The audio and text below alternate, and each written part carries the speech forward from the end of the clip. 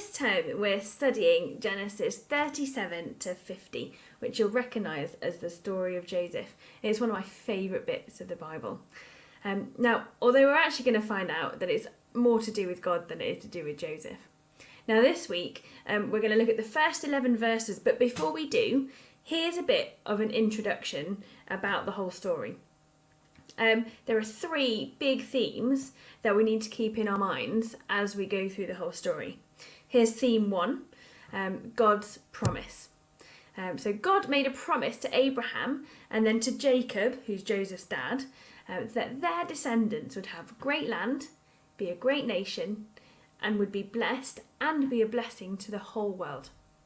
Now the big question is, can God keep his promise despite the people who it involved being complete nightmares? It's a big deal because this is all about whether God really can save his people. Theme number 2 is about God's providence. It's just a fancy word that means God's control and care for his people. He works everything for the good of his people.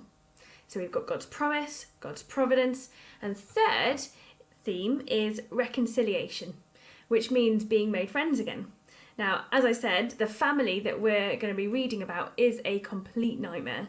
Like, they're so dysfunctional that they'd make any other soap opera be as dull as watching paint dry. Honestly, it's crazy. But we're going to see that even though they turn their backs on their family and on God, God brings everybody back into a good relationship again with each other and with himself.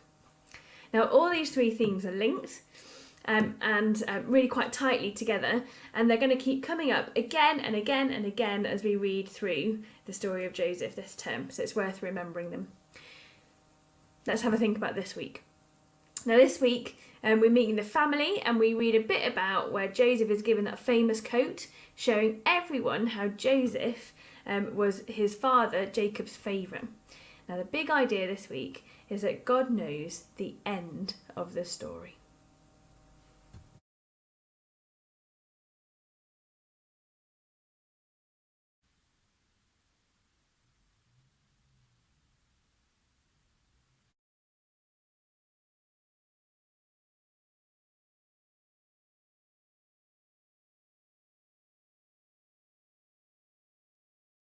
Have you ever read the ending of a book as you were starting it? I don't usually do this, but on the rare occasion that I have, sometimes you think, that was quite predictable actually, but sometimes you think, I have no idea how we're going to get there. That seems crazy.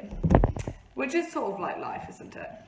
Life is hard to predict sometimes. I mean, who could have guessed that the last few months would have looked like they have? No one. And we can never know the future for certain. What we find out this week is that God knows the end of the story. He's certain about the future because he is in control of it. In this week's passage, Joseph has 2 dreams about his brothers and then his mum and dad bowing down to him. The dreams earn Joseph a bad reputation. The musical and other retellings of this story would have us believe that Joseph's a bit of a spoiled brat and that he's really arrogant. But if you look at the text, the Bible doesn't actually say that. The dreams aren't supposed to make us feel badly about Joseph. The dreams are from God. They're a revelation from him to Joseph, showing him what's going to happen in his life. And the fact that there are 2 dreams telling us the same thing proves that it's even more reliable. In the Old Testament, God gives things in 2s to show that it's definitely true and going to happen. But at this point in the story, it seems crazy to think that Joseph's older brothers would bow down to him. Firstly, they're older than him, but also they hate him. But of course, we know the end of the story, and that is what happens. More importantly, God knows the end of the story. And the fact that he tells us that the brothers are going to bow down to Joseph should make us grip to the story that we're reading and studying this term.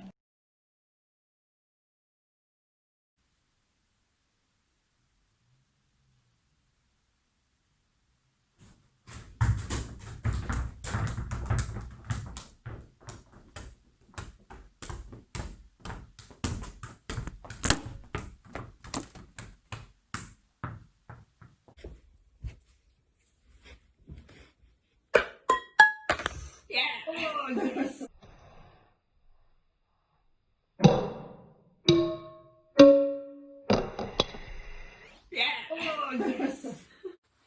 God knows the end of the story. That's good news. He knows what's going to happen. Remember how surprised we were at the beginning of lockdown? Well, God wasn't. And he knows how the rest of this year is going to go as well. None of it surprises him, which is comforting if we trust God, because we know he's in control and we know he cares for us. But there's even better news when we think about Jesus. God knew the end of Jesus' story too. In fact, the story of Joseph is a bit of a shadow of Jesus' story. We'll see the similarities in the weeks to come, but for now we know that someone who's despised and hated becomes a ruler. And that was Jesus' life too. In his position, Joseph was able to save his family from starvation. Jesus on the throne saves us from death. When God sent Jesus to die for us, he knew the end of the story. He knew that Jesus would die, rise again, and defeat death for all who would trust in him. God knew the end of Joseph's story, and he knew the end of Jesus' story. He knew he'd be able to keep his promise. The promise was started with Abraham to save a people, including you and me. So how does it make a difference when you think of God, that he knows the end of the story? When God said Joseph would be ruler of Egypt, he was right. He knew the future. And he knows the future now. He knows that one day everyone will bow to Jesus. He's the true king of everyone. And just like Joseph being ruler of Egypt was good for his family and for Egypt because he saved them from famine, the fact that Jesus is king is good for us because he loves us and he can save us from death. Now, here are a few things to think about. 1, who do you think Jesus is? Do you actually really know that he's king? Do you know that one day everyone, you and me, will bow and worship him? Do you know that he loves people? Do you know that he can save us from death? And 2, how willing are you to follow Jesus as king now? Do you want to obey him and live a life that he wants us to? Have a little think, tune in next time, and we'll see how this awful chaos of Joseph's family unravels and what God does with Joseph's life.